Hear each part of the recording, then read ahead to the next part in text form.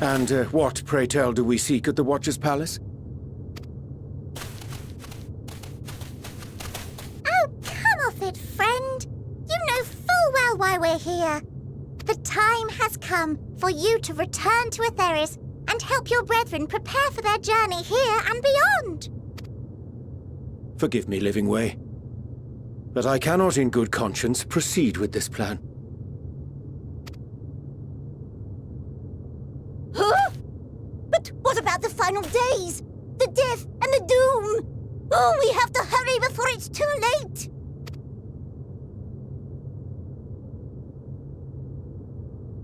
Your unflagging commitment to your duty is endearing, to say the least.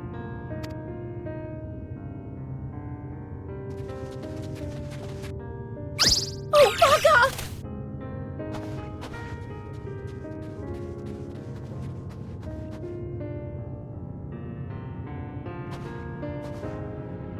Be at ease. They bear you no grudge, nor do I. How could we, having come to understand your purpose? For millennia, you and yours worked tirelessly towards the singular purpose of this heavenly vessel's construction.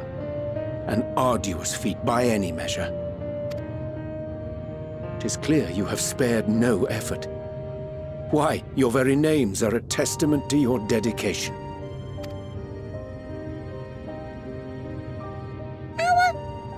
Our names? I'm not sure I understand what you're getting at. Names are an expression of the self, a declaration of one's hopes and aspirations.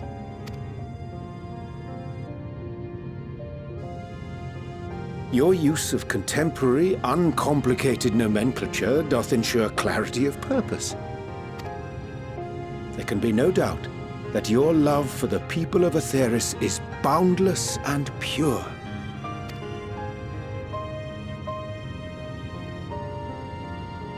Yes! Yes! A most mellifluous phrasing! We Loporrits were born of Heideland's love for Aetheris. That shining, shimmering blue jewel, brightest star in the sky, brimming with life and possibilities. For as long as I can remember, I've toiled in anticipation of the day when this vessel might be needed. All I've ever wanted was to meet those she cherished so dearly, to serve and serve well. That goes for all of us, don't you see? So help us. Help us help them. Lead them here where we can keep them safe. If there's anything wrong with what we've built, we'll fix it. We'll make it right.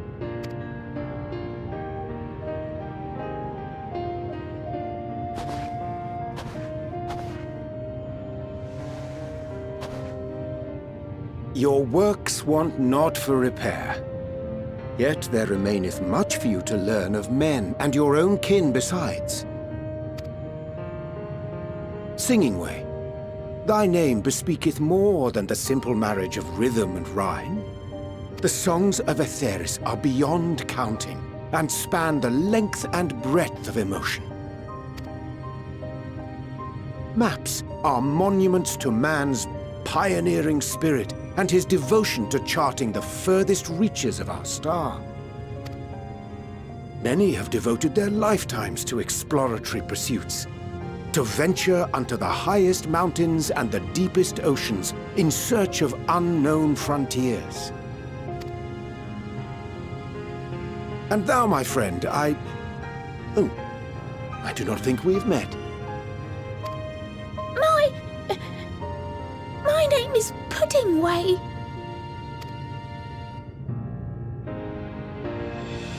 Puddingway? Yes, indeed. A name of deep and abiding significance, I'm sure, but one perhaps better communicated through delicious deeds than tasteless words.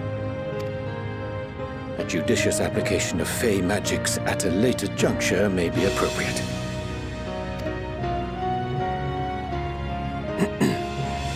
And Livingway. 'Tis no easy feat to convey the significance of thy moniker. When I was a bookish boy, a dear friend of mine was fond of peppering me with questions as I read, to my occasional annoyance. One day, I posed to her a question of mine own. What does it mean to live? After much contemplation, she proffered this answer. The anticipation of a half-read story's conclusion. The hope today's mistake may serve as tomorrow's lesson. The wish that a new acquaintance may one day call thee friend. She believed it to be all these moments and more. I want to understand, but... I, too, still labor to find mine own answer. 'Twould be my pleasure to assist you and yours in embarking on a journey of self-discovery and enlightenment. For thee.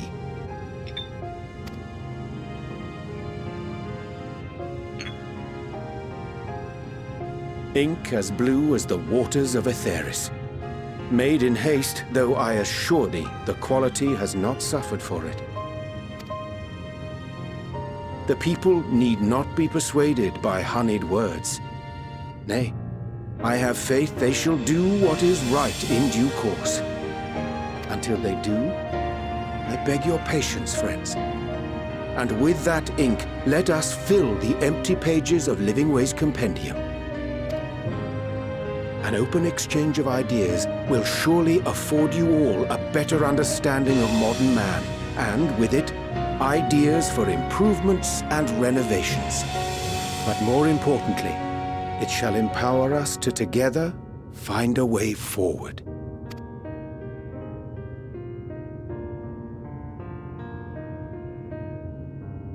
I hope you're right. Thank you for this lovely gift.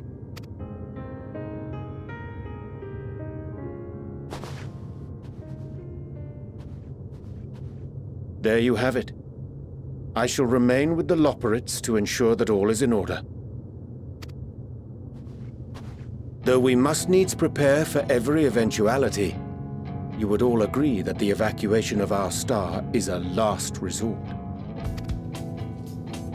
To accept failure is to accept the demise not only of our star, but that of Reen's, of all reflections, and the souls that call them home. Which is why I have every faith that you shall fight to the last, that such drastic measures may prove unnecessary. Should the worst come to the worst, and I pray deeply that it won't, I'll take comfort in knowing preparations were made under your watchful eye. Aye, thou mayest be assured that if calamity cometh, not a soul will be left behind, if being the operative term.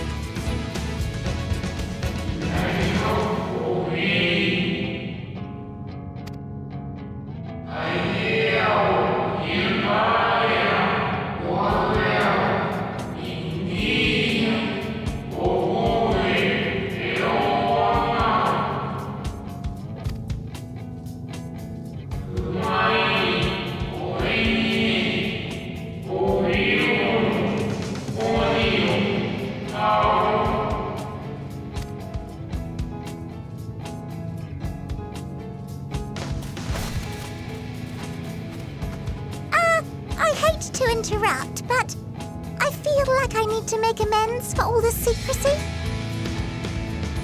Think nothing of it. We haven't been the most gracious of guests. Do convey our apologies to Growingway and the others.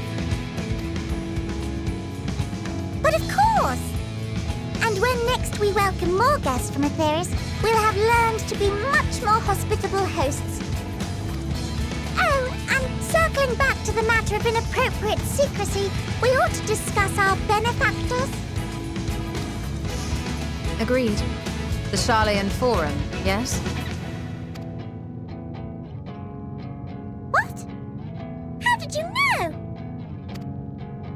The more I heard, the more obvious it became. The Forum's aims align closely with those of your anonymous patrons. A telling coincidence would be an understatement.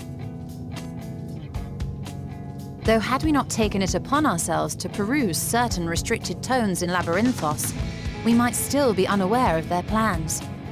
But let us continue this discussion upon our return. I dare say we have kept Alphino and the others waiting long enough.